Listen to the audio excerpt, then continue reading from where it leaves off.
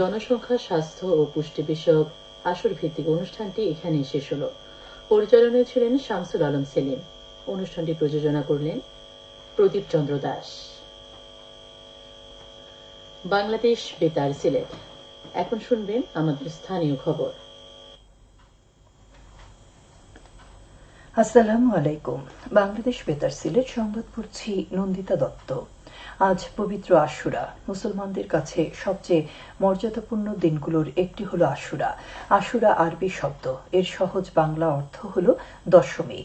ঐতিহাসিক প্রেক্ষাপটের কারণে এই দিনটি খুবই তাৎপর্যপূর্ণ। এই দিনে অনেক ঐতিহাসিক ঘটনা ঘটে, যার কারণে সে আদিকাল থেকে এই দিনটি মুসলমানদের বাইরেও বিভিন্ন জাতির কাছে একটি বিশেষ দিন হিসেবে গণ্য হয়ে আসছে। এই পৃথিবীর অস্তিত্বের সাথেও আশুরার দিনের গভীর সম্পর্ক বিদ্যমান।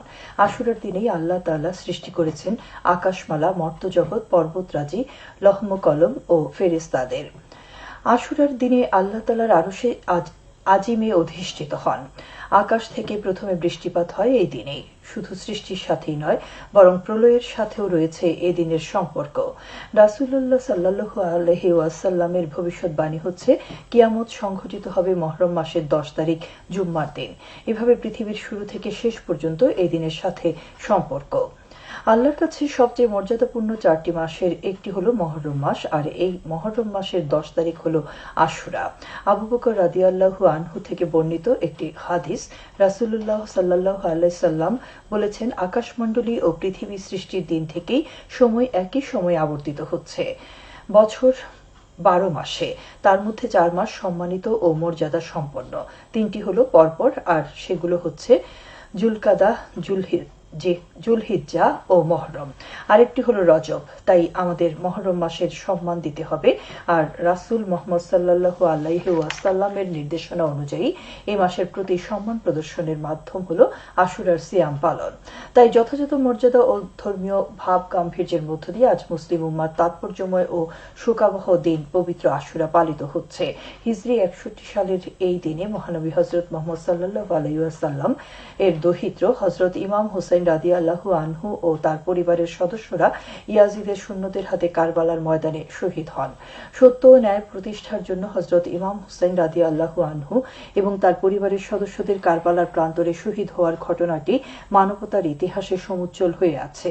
দেশের অন্যান্য স্থানের মতো সিলেটেও যথাযোগ্য মর্যাদায় পবিত্র আশুরা পালিত হচ্ছে। এ উপলক্ষে মুসল্লিরা রোজা সহ নফল ইবাদত বন্দেগী পালন করছেন। আজ মসজিদে মসজিদে অনুষ্ঠিত হচ্ছে জিকির আজকার ও দোয়া মাহফিল।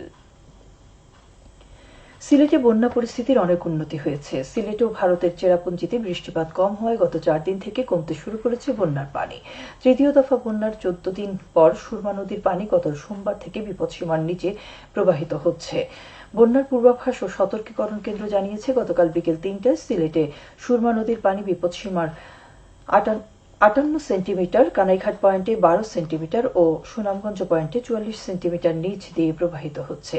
বর্তমানে কুশিয়ারা নদীর ফেঞ্চুগঞ্জ পয়েন্ট ছাড়া সিলেটের সব নদ নদীর পানি বিপদসীমার নিচে আছে। জেলা প্রশাসনের সর্বশেষ তথ্য অনুযায়ী এখনো সিলেটের 88টি পৌরসভা ও ইউনিয়নের 994টি গ্রামের 5,21,097 জন এই বন্যায় আক্রান্ত রয়েছেন। 661টি আশ্রয়কেন্দ্র প্রস্তুত থাকলেও 204টি আশ্রয়কেন্দ্রে এখনো 8,965 জন মানুষ আছেন। সিলেট আবহাওয়া অফিসের তথ্য মতে সিলেটে গতকাল ভোর 6টা পর্যন্ত পূর্ববর্তী 24 ঘন্টায় 32.7 মিলিমিটার বৃষ্টিপাত রেকর্ড করা হয়েছে। পানি উন্নয়ন বোর্ড জানায়, সিলেটের সারি নদী, গোয়াইনঘাট নদী, পিয়াইন নদী, ধলাই সহ সব নদ নদীর পানি কমছে। তবে এখনো কুশিয়ারা নদীর ফেঞ্চুগঞ্জ পয়েন্টে পানি বিপদসীমার উপর দিয়ে প্রবাহিত হচ্ছে। তথ্য মতে গত সোমবার দুপুর 3টায় কুশিয়ারা নদীর পানি ফেঞ্চুগঞ্জ পয়েন্টে বিপদসীমার 73 সেন্টিমিটার উপর দিয়ে প্রবাহিত হচ্ছিল। শিক্ষার্থীদের নিরাপত্তায় পরবর্তী নির্দেশ না দেওয়া পর্যন্ত দেশের সব স্কুল কলেজ বন্ধ ঘোষণা করেছে শিক্ষা মন্ত্রণালয়। গতকাল শিক্ষা মন্ত্রণালয়ের তথ্য জনসংযোগ কর্মকর্তা এম.এ. খাইরের স্বাক্ষরিত এক বিজ্ঞপ্তিতে এই তথ্য জানানো হয়েছে।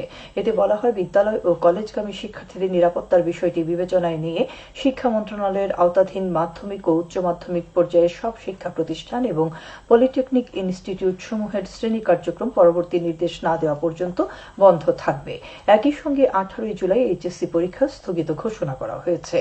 এদিকে মহানগরী এলাকায় প্রাথমিক বিদ্যালয় বন্ধ ঘোষণা করা হয়েছে। সিলেট সিটি কর্পোরেশনের এলাকাভুক্ত সব সরকারি প্রাথমিক বিদ্যালয়, শিশু কল্যাণ ট্রাস্ট পরিচালিত প্রাথমিক বিদ্যালয় ও উপ-আনুষ্ঠানিক শিক্ষা ব্যুরো পরিচালিত লার্নিং সেন্টারগুলোর শ্রেণী কার্যক্রম অনির্দিষ্টকালের জন্য বন্ধ ঘোষণা করেছে প্রাথমিক ও গণশিক্ষা মন্ত্রণালয়।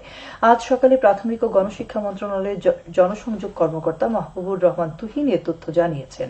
অন্যদিকে দেশের সব সরকারি বেসরকারি বিশ্ববিদ্যালয় ও বিশ্ববিদ্যালয় অধিভুক্ত মেডিকেল কলেজ, টেক্সটাইল, ইঞ্জিনিয়ারিং ও অন্যান্য কলেজ সহ সব কলেজের শিক্ষা কার্যক্রম অনির্দিষ্টকালের জন্য বন্ধ ঘোষণা করা হয়েছে। মঙ্গলবার রাতে বিশ্ববিদ্যালয় মঞ্জুরি কমিশনের ইউজিসি সচিব ডক্টর ফেরদৌস জামান স্বাক্ষরিত এক বিজ্ঞপ্তিতে শিক্ষা মন্ত্রণালয়ের সিদ্ধান্তের বরাত দিয়ে একথা জানানো হয়েছে। একই সঙ্গে নিরাপত্তার স্বার্থে এসব প্রতিষ্ঠানের আবাসিক হল ত্যাগ করতেও শিক্ষার্থীদের নির্দেশ দিয়েছে ইউজিসি। পরবর্তী নির্দেশ না দেওয়া পর্যন্ত প্রতিষ্ঠানগুলো শিক্ষা কার্যক্রম বন্ধ থাকবে। সবশেষে আবহাওয়া।